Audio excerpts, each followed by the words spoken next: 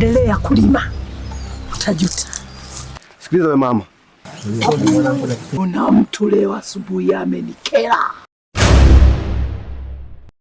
amenichokoza. Kitendo unachofanyia mama yangu mimi, naomba hacha mara moja.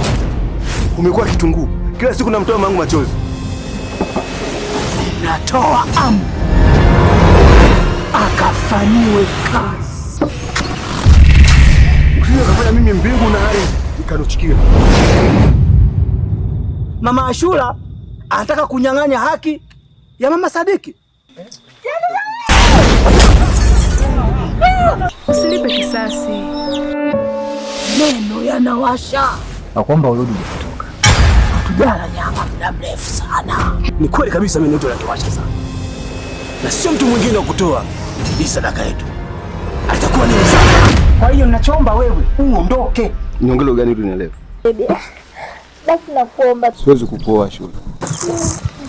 Mungu aula. Usifanyie hivyo.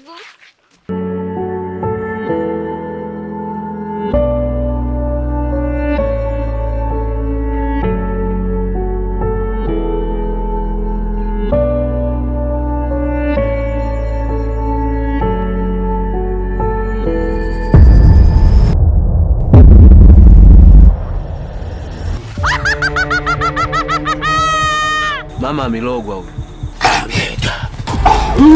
Unagombania na shamba la Mama Saidi.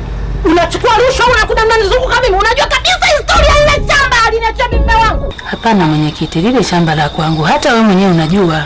Wewe Mama Saidi hautakaa kuamini kitu nitakachokufanya. Maneno mengi, kazi kubwa.